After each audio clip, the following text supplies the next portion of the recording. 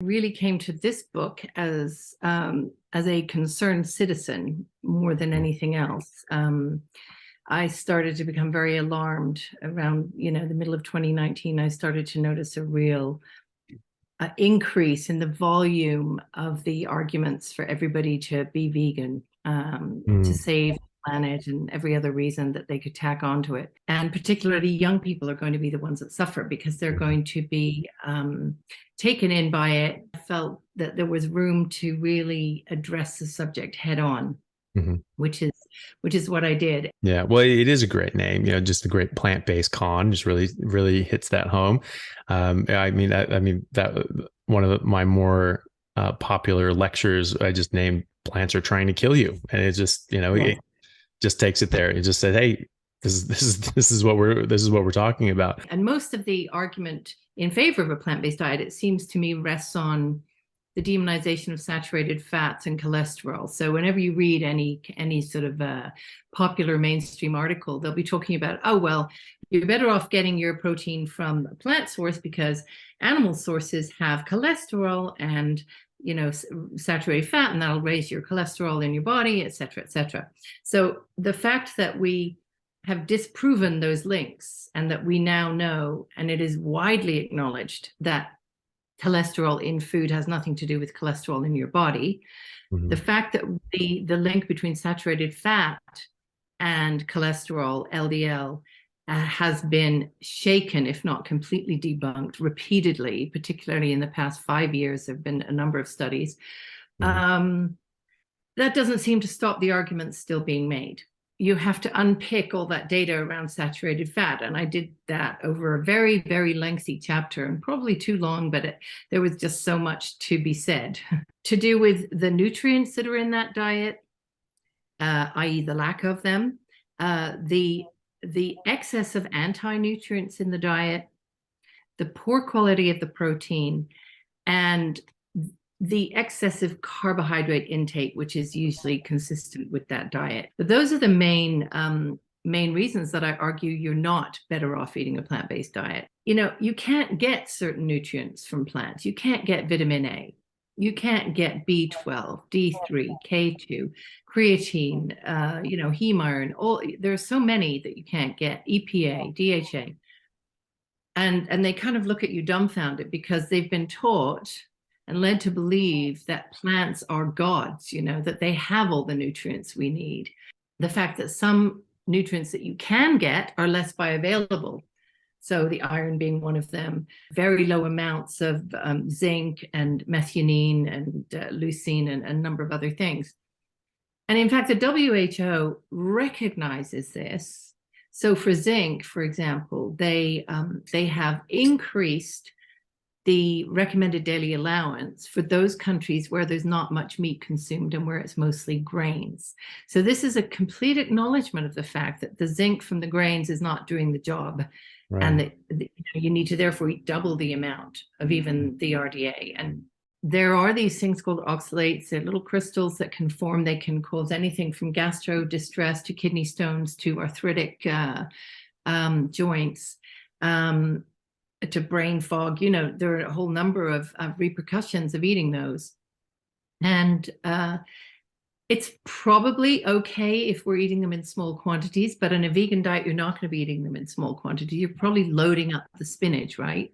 You're loading up on the chia seeds. And, there's 100 grams in a tablespoon of oxalates in a tablespoon of those seeds. And then you'll have, say, 1,000 milligrams in a big serving of spinach. Well, this is probably 10 times what you should be having in oxalates in a day. These studies show that the more fruits and vegetables you eat, the better your health outcomes, and the more you eat, the lower your cancer rates are, and all these sorts of things. But those are a bit disingenuous too, aren't they? Because they're not comparing. It's not that you're replacing meat with fruits and vegetables, is it? No. So they're not taking the carbs out of the question. They're not taking the bad elements of the diet out of the question. And there are also epidemiological studies that are probably, taken with a grain of salt because they're probably inaccurate. Now, I'm not saying that vegetables don't have some benefits. I think they do, and they clearly have some vitamins and minerals. I think you can also get very, very good nutrition from animal source foods with just a few vegetables or even no vegetables. But at the same time, I don't begrudge people eating this stuff. It's just, I just want them to understand, you don't have to. It's not, it's not like, well, I don't mind eating the salad, but it's not that you don't have to. It's just, hey, this can be a problem. And even the people acknowledging, well, yes, but there may be a hormetic benefit. If it's poisonous, maybe a microdose of that poison could be hormetic, right? Well, not everything is hormetic. Some things just are bad. And so, but if it were hormetic, it is a small dose. And then after that small dose, you get damage, right? So you really need to quantify that. And no one's doing that. And they had done studies, a few studies that said there's really no evidence, for instance, for eating loads of plants prevents cancer. So we only have small epidemiological subsets of those studies, but that particular study didn't show it. The WHO study, which everyone uses to damn meat, is the 2015 study, which came out with the conclusion that red meat was probably carcinogenic, and processed red meat is definitely carcinogenic. But there's so many debunks of that WHO study examining why it's led to the wrong conclusions, why it was badly done, why the evidence can't be trusted. And in fact, the most damning thing I heard said was Dr. David Klurfeld of the USDA, who had taken part in the study. He'd been one of the 15 scientists doing it. He said it was the most uncomfortable, awful experience of his professional life, because he saw the evidence being skewed. He saw good studies, important studies being thrown out, and weak epidemiology being used as a basis for these grand claims. It comes up every time. Don't you know the WHO says meat will give you cancer? Even if you could trust that the methodology was robust, which it isn't or wasn't, the hazard ratios of 1.18 are just so infinitesimally small that really nobody should be paying. I don't think anybody should be paying any attention to those. When you consider the noise in the system that probably surrounds that hazard ratio, it's just a nonsense, to be honest. Let's forget that meat might be bad for you. How about meat might actually be good for you? So the fact that there was a study came out in, I can't remember where, Nature, I think, showing that L-carnitine has a cardioprotective effect. And then, you read further down the paper and it tells you where you get L-carnitine, okay? And of course you get it from meat, fish, eggs, and especially from meat. So here we could be having a narrative that says, if you want to prevent heart disease and keep your heart healthy, make sure you have a bit of meat every day.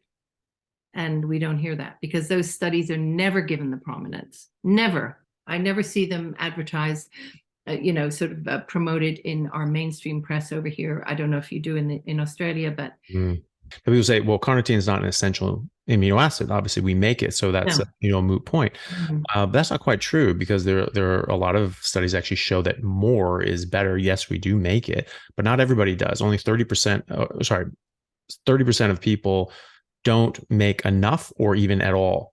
Specifically with your brain. I don't know if you came across this, but there was a study out of Texas A&M that looked at autism, and they found that there were higher rates of autism in parents who were vegan and vegetarian, and they found this connection with carnitine. And so it was in these children who weren't able to make enough carnitine, and they weren't getting it from their diet because it doesn't exist in plants or fungus.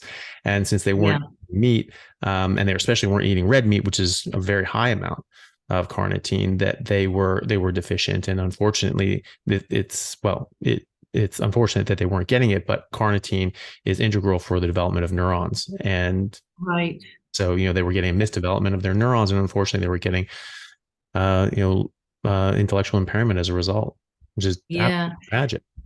We were talking about this, and I mentioned that I knew of somebody who had cured their bipolar, for instance, with a meat-heavy ketogenic diet. That ketogenic diets were, which are meat-heavy, are used to treat epilepsy and autism, and that people are seeing good results. Well, the reason I got into trouble is this person objected to the very idea that we should be trying to treat or cure epilepsy and autism and view them as illnesses. So there's a kind of political correctness that sets in when you're talking about this stuff as well, right? You have to be very careful, because I guess she was coming from the school of thought that said, what's wrong with autism? There are already medical institutions that are using ketogenic metabolic therapy as an adjunct to treating kids with autism, and they're getting fantastic results. And I had a lady on my podcast named Allie, and she had a son. I met her at KetoCon. I met her son, and he was a very nice little boy, seemed pretty normal, and didn't think anything of it. And she said, this is my son. He actually is a nonverbal autistic. And I'm like, thinking to myself, I'm pretty sure I heard him speak. And then she followed up by saying, only when he eats carbohydrates. Yeah. Good God. Yeah. Good God. And so she, was on carnivore. She was transitioning them and just getting him on it. He was doing better and better and better. And then he'll go over to his grandparents' house, who at the time weren't necessarily on board. And so, they're trying to oh, well, they want cookies, they want candy. Let's just give them that and have this nice bonding time. And the kid would come back and he wouldn't be able to speak for 3 days. About a year or so, I don't know exactly time, she messaged me and she said, my son has just tested into the gifted program in school. I had another conversation with a gentleman, Jonathan Griffiths, and very nice guy. He's a professional bodybuilder in the UK. He does carnivore and carnivore coaching, things like that. And autism came up in the conversation, and he just said, he was like, actually, I'm autistic. And I would not have guessed that for a second. And he said, if I have, before I went carnivore, 1 year ago, I would not have been able to have the conversation we're having right now. It was a short chapter, but I was allowed to keep it in, and I was very pleased with that. But it strikes me that people are so afraid of talking about the benefits of meat, like it's going to reach out and attack you if you talk about it, sort of thing. Whereas we're not afraid to talk about, wow, carbs are this. I love carbs. Let's eat more carbs. Carbs are fun. Everybody loves carbs. And yet, you and I both know, and lots of us are aware of the extreme harm done by excessive carbohydrate intake. So for your autistic patient or person, then of course that's one example. For diabetics, pre-diabetics, people on the road to diabetes, it's criminal what carbohydrates do, and yet we sort of lionize them. I mean, with the AHA, they were frauds from the get-go. There's a lot of people on the pay of the sugar industry, and that's why they misrepresented the Framingham study, decades ago. And 2 years after the Framingham study was published, they reported the opposite results on cholesterol and heart disease, right? So the Framingham study actually showed that as your cholesterol goes down, deaths from heart attack and stroke go up, and they reported it as, the higher your cholesterol goes, the more death from cardiovascular disease goes up. So it was a bald-faced lie. They did it on purpose. And so it's not like that, ooh, we got this wrong, sorry about that. They're like, yeah, we know we got it wrong, shut up. So like they were doing this on purpose, and they're trying to cover their tracks, and now they're just trying to, now they're just gaslighting people.